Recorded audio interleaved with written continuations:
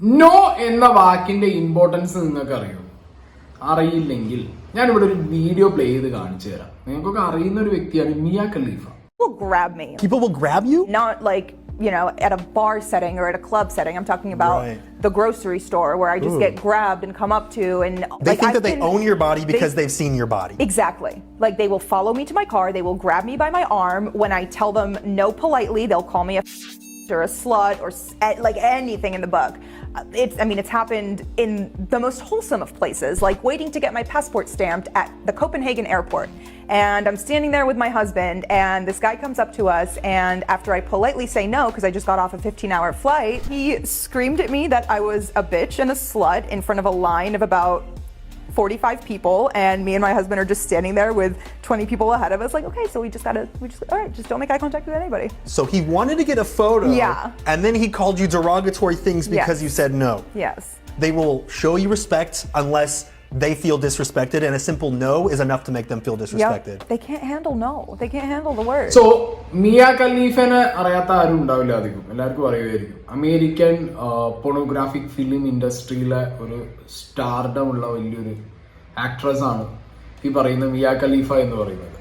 So നിങ്ങൾ പലരും ചിലപ്പോൾ മിയ ഖലീഫയുടെ വീഡിയോ ഞാൻ ഇവിടെ പ്ലേ ചെയ്യുമ്പോൾ അത് മറ്റവളല്ലേ എന്നുള്ള ചിന്താഗതിയിൽ ചിന്തിക്കുന്നുണ്ടാവും. ബട്ട് സ്റ്റിൽ അവരും ഒരു ഫിലിം ഇൻഡസ്ട്രിയുടെ ഭാഗമായിട്ട് തന്നെ വർക്ക് ചെയ്യുന്ന പോണോഗ്രാഫിക് മൂവീസ് എന്ന് പറയുന്നത് it's kind of film. Scripted ആണ്, സ്ക്രിപ്റ്റ് വെച്ച് സ്ക്രീൻ പ്ലേ വെച്ച് ചെയ്യുന്ന കാര്യമാണ്.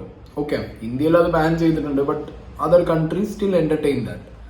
അപ്പോൾ അവർ ഈ വീഡിയോയിൽ പറയുന്നത്, നമുക്ക് ആ വീഡിയോയുടെ കണ്ടന്റ് ആണ് വേണ്ടത്. അവർ ആ വീഡിയോയിൽ പറയുന്നത് അവരിങ്ങനെ പുറത്ത് ഗ്രോസറി സ്റ്റോറിലോ അല്ലെങ്കിൽ പബ്ലിക്കായിട്ട് എവിടെയെങ്കിലും പോകുമ്പോൾ ആളുകൾ വന്ന് അവരെ കയറി പിടിക്കും.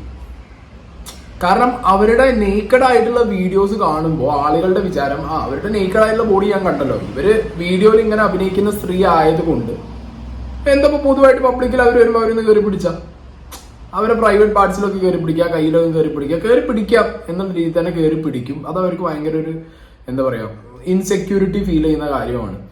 കോപ്പൻഹാഗൻ എയർപോർട്ടിൽ അവർ പാസ്പോർട്ട് സ്റ്റാമ്പ് ചെയ്യാൻ നിന്ന സമയത്ത് ഒരു 45 പേരുള്ള വരിയിൽ ഒരു പയ്യൻ വന്നിട്ട് അവരോട് ഫോട്ടോ എടുക്കാൻ ചോദിച്ചു. അപ്പോൾ ഒരു ഫോട്ടോ എടുക്കാൻ വേണ്ടി നിന്നു. പക്ഷെ അതിന് ശേഷം ഗ്രാബ് ചെയ്ത സമയത്ത് അവരെ നോ പറഞ്ഞു. വേണ്ട, 15 മണിക്കൂർ എന്താ പറയുക ഫ്ലൈറ്റിൽ ഇരുന്ന് വന്ന അവർക്ക് ചിലപ്പോൾ ഒരു ഫോട്ടോ എടുക്കാൻ നിൽക്കാനുള്ള ഒരു പ്രശ്നം കൊണ്ടായിരിക്കാം, ഇല്ലെങ്കിൽ വേറെ എന്തെങ്കിലുമൊക്കെ മെന്റലി പ്രഷറോ സ്ട്രെസ്സോ ആയിരിക്കാം. ഒരാളുടെ പേഴ്സണൽ സ്പേസിലേക്കാണ് വേറൊരാൾ കയറി വരുന്നത് നിങ്ങൾ ആലോചിക്കണം. ആ ഒരു നോ പറഞ്ഞതിന് ആ എയർപോർട്ടിൽ അത്രയും ആളുകൾ നിൽക്കുന്ന വരിയിൽ ഈ പയ്യൻ ഈ സ്ത്രീയെ മിയ ഖലീഫിനെ ഒരുപാട് തെറികൾ പറയണം, അബ്യൂസ് ചെയ്യണം.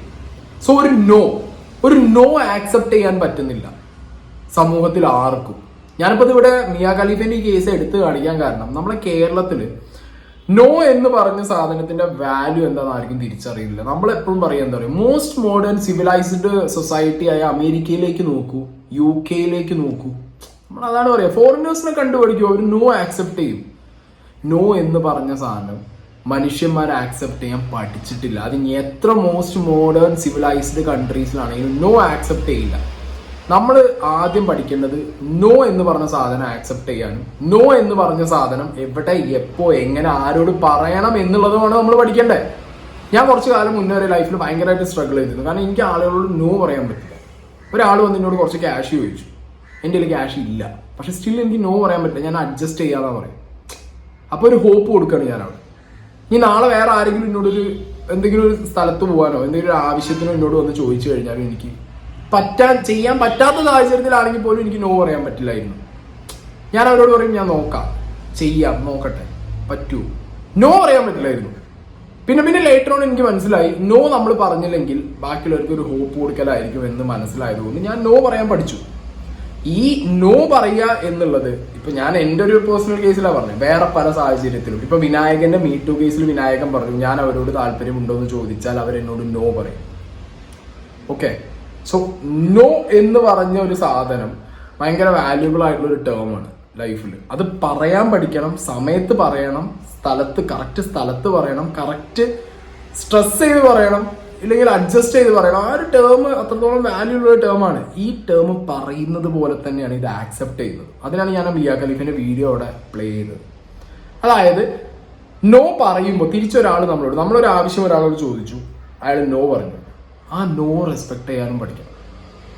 മനസ്സിലായോ? ഈ മിയ ഖലീഫയുടെ കേസിൽ നിങ്ങളൊന്ന് ആലോചിച്ച് നോക്കുക. അവർ ഇത്രയും വലിയൊരു പോൺ ആക്ട്രസ് ആയിക്കോട്ടെ, ബട്ട് സ്റ്റിൽ അവരുടെ പേഴ്സണൽ സ്പേസിൽ അവർക്ക് ഒരു നോ ഉണ്ട്, ഒരു നോ എന്ന് പറഞ്ഞൊരു ടേം. ഇവിടെ പലരുടെയും പ്രശ്നം അതാണ്, പലരുടെയും പ്രൈവസിയിലേക്ക് കയറി ചെല്ലുകയാണ്. ആ കയറി ചെല്ലുമ്പോൾ അപ്പുറത്തുള്ള വ്യക്തി നോ പറയുമ്പോൾ അത് തിരിച്ചറിയാതെ, മനസ്സിലാക്കാതെ, അതിന്റെ വൈരാഗ്യം, റിവെഞ്ച്, അങ്ങനെയായിട്ടൊരു ലൈഫ് മുന്നോട്ട് പോകുക. കേരളത്തിൽ ഇപ്പൊ അടുത്ത കാലത്ത് നടന്ന എല്ലാ ന്യൂസും നിങ്ങൾ എടുത്തു നോക്കുക. രണ്ടാൾ തമ്മിൽ റിലേഷനിലാവും, ആണോ പെണ്ണോ, എനിക്ക് ഇനി റിലേഷനുമായിട്ട് മുന്നോട്ട് പോകാൻ താല്പര്യമില്ല, ഞാൻ നോ പറയുകയാണെന്ന് പറഞ്ഞാൽ ആ നോ ആക്സെപ്റ്റ് ചെയ്യാതെ വെടിവെച്ച് കൊല്ലുക, ആസിഡ് ഒഴിക്കുക, കുത്തിക്കൊല്ലുക, വണ്ടി കയറ്റി കൊല്ലുക, ഇതാണ് അവസ്ഥ. സോ അച്ഛനമ്മമാരാണെങ്കിൽ മക്കളെ പറഞ്ഞ് പഠിപ്പിക്കേണ്ടതെന്ന് അറിയാം. നിങ്ങൾ നോ പറയാനും പഠിക്കണം. നോ പറഞ്ഞത് നിങ്ങളോടാണ് നോ ഒരാൾ പറയുന്നതെന്നുണ്ടെങ്കിൽ അതിന്റെ വാല്യൂ എന്താ നോക്കി, അത് എന്തിനു പറയുന്നു നോക്കി, അത് റെസ്പെക്ട് ചെയ്യാനും പഠിക്കണം. സോ നോ എന്ന് പറയുന്നത് ചെറിയൊരു ടേം അല്ല, നോ എന്ന് പറയുന്നത് വലിയൊരു ടേമാണ്. ഓക്കെ, ലൈഫിൽ കറക്റ്റ് യൂസ് ചെയ്യണം. നമുക്ക് തിരിച്ചു കിട്ടുമ്പോൾ നമ്മൾ അത് റെസ്പെക്ട് ചെയ്യാൻ പഠിക്കണം.